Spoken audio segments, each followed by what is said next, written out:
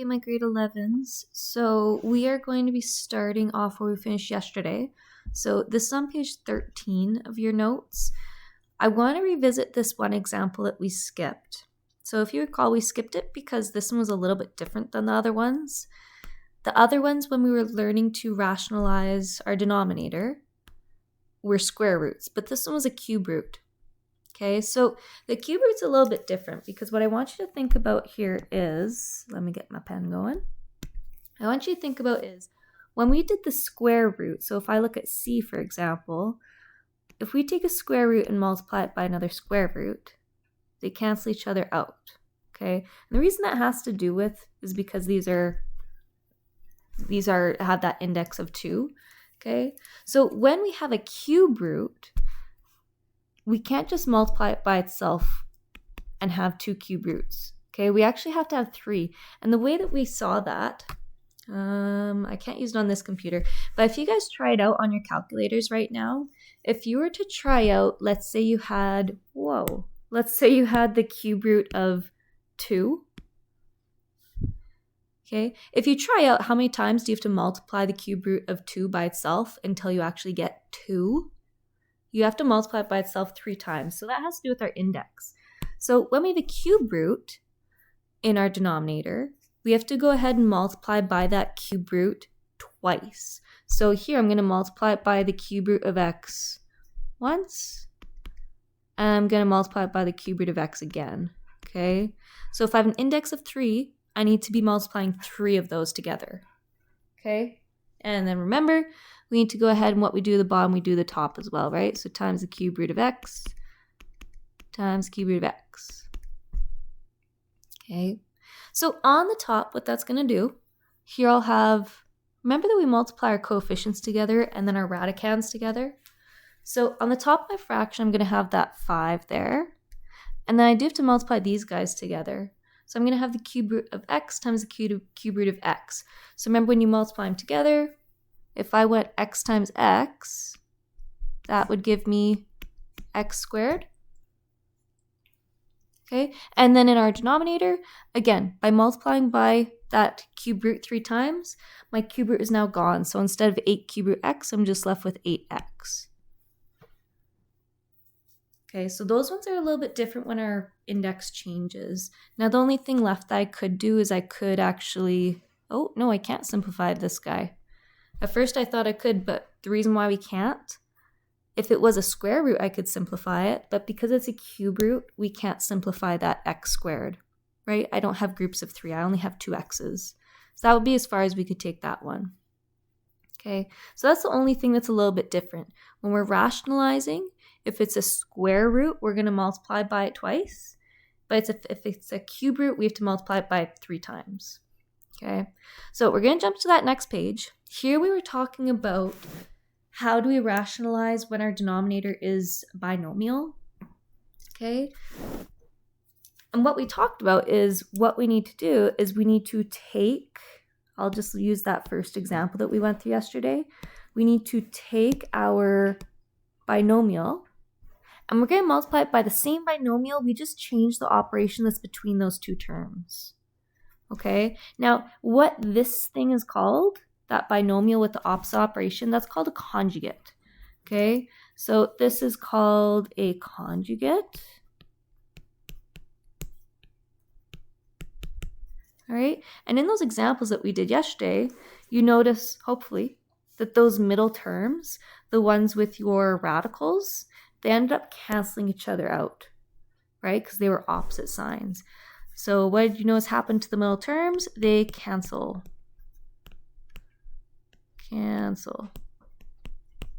Okay. All right. So we're going to go through, there's just a few examples for us to try out, and then you guys will have a chance to try these out yourselves. All right. We just have a few to try out. Okay, so again, the whole point of this is to get rid of that radical that's in our denominator. Okay, so right now we have a binomial in the denominator. This is 4 plus square root 6. So we can't just multiply by square root 6, because if I did, then I'm just going to have a square root 6 attached to my 4, which we don't want. Okay, so again, we have to go ahead and multiply by the conjugate. So that means we have to multiply, if this is 4 plus the square root of 6, we have to multiply by 4 minus the square root of 6. Okay, and just like before, we do have to do that to the top and the bottom. Okay, so the top, with this one, I need to multiply my 5 square root 3 by each of those terms. So 5 square root 3 times 4 would be 20 square root 3. 5 square root 3 times negative square root 6, that would be negative 5. Square root 3 times 6 is 18. So that's our numerator. In our denominator, now we saw this cool trick yesterday. Okay, maybe my definition of cool is a little bit different than your guys's, but we saw this trick yesterday where, I'm going to look at this second example that we did together. I'll just show you guys it again. How when we end up on this step here with our basic numbers with no radicals, again, notice we have our first term is that first term squared. Okay, we will always have subtraction here. Okay, but then the rest of our numbers, same thing, square them. This 4 comes from squaring the 2. This 3 comes from squaring the square root of 3. So when we go to do this, instead of doing this whole process of multiplying everything and then canceling our middle term, we can just go, I'll have 4 squared is 16. Okay, then it'll always be minus. And then square root of 6 squared, that's just 6.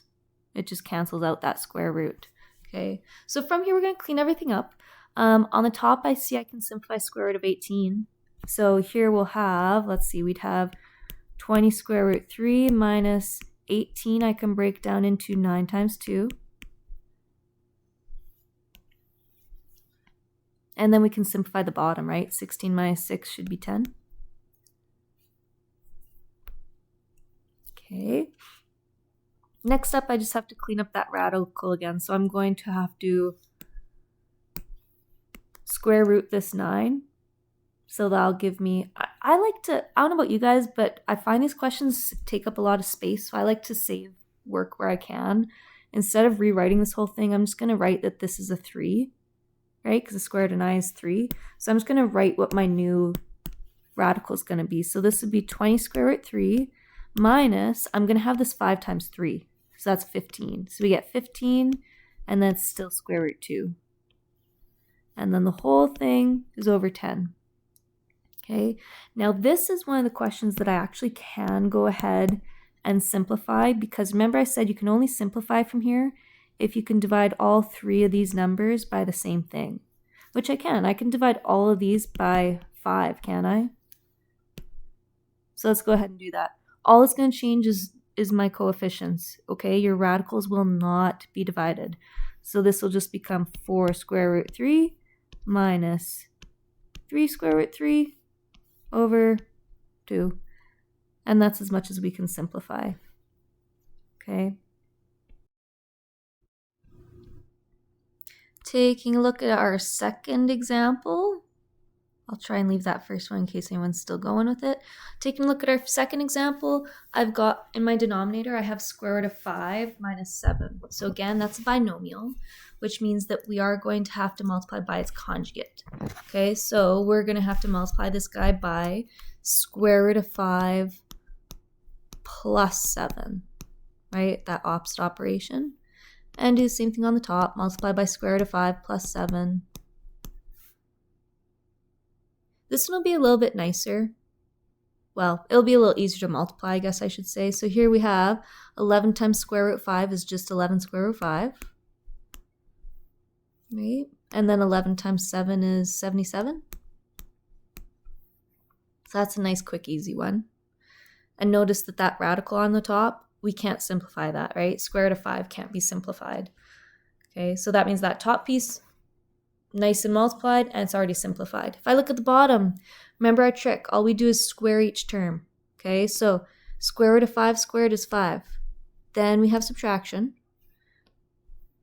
Square root, or sorry, not square root, square of 7 is 49. Okay, if I can clean up that denominator, so the numerator is still 11 square root 5 plus 77. But then on the bottom, we got this 5 minus 49. That should be what, negative 44? Okay, now I have two things to say about this one. First one, 11, 77, and 44. I can divide all those by 11, right? Yes. The other thing I need to mention is, remember proper form, we don't want to have a negative in the denominator. So what I'm going to do is I'm not just going to divide these by 11, I'm actually going to divide them by negative 11. Because what that's going to do is it's going to get rid of that negative in the bottom of my fraction.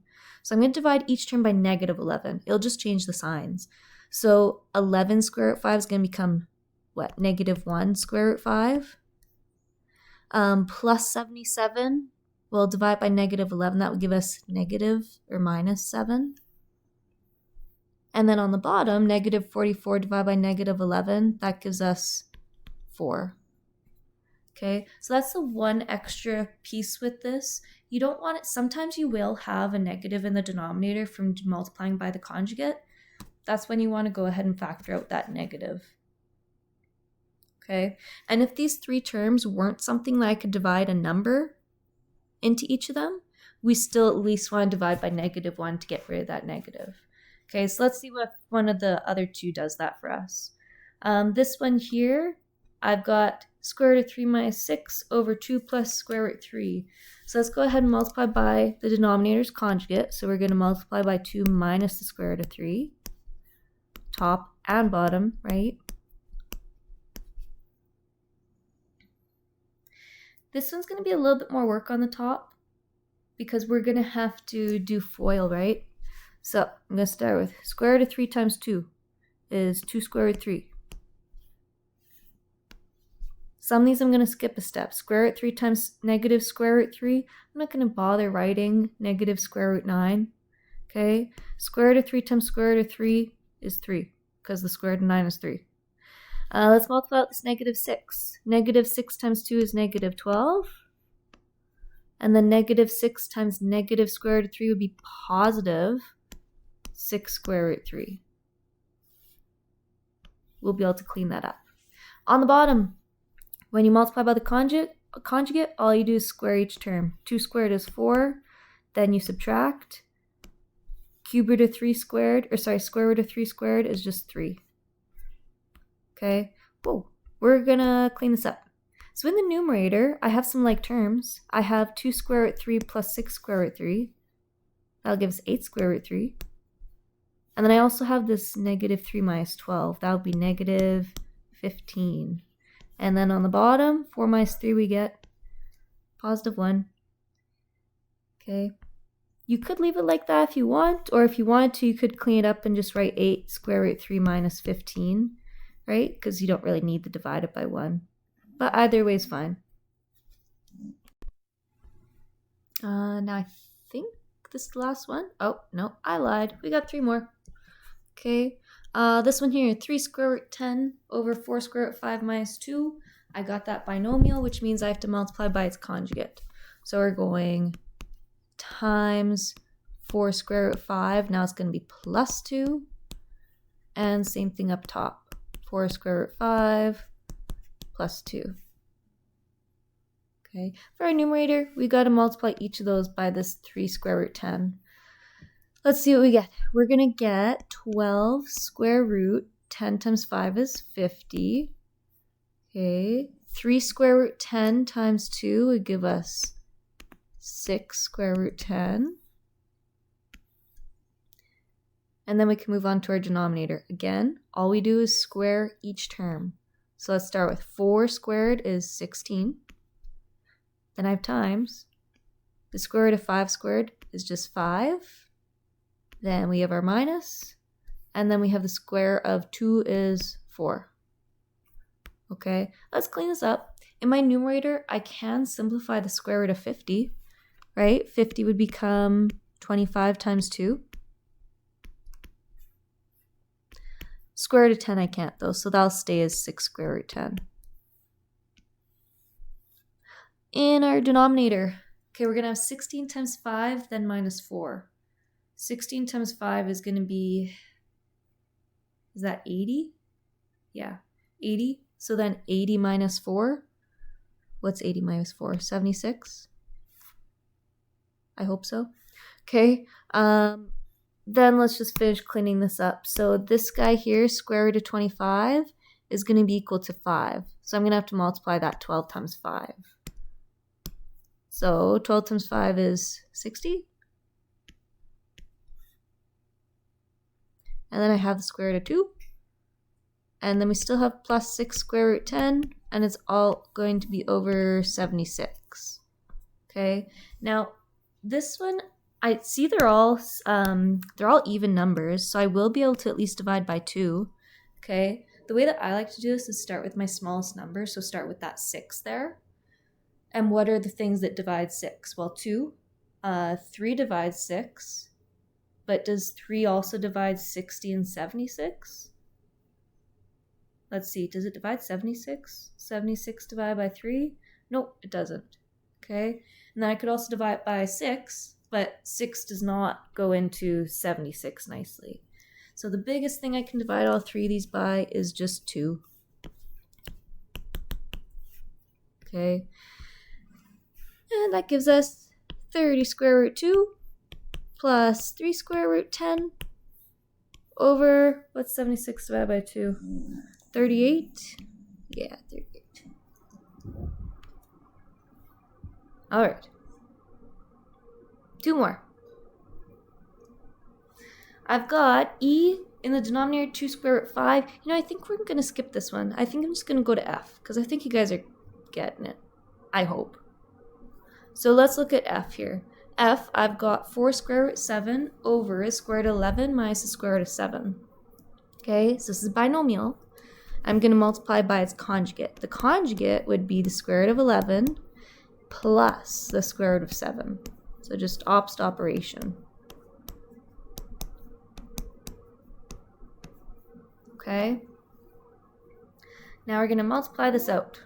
So in our numerator, 4 square root 7 times the square root of 11. That would give us 4 square root 77. Okay, then I have 4 square root 7 times the square root of 7.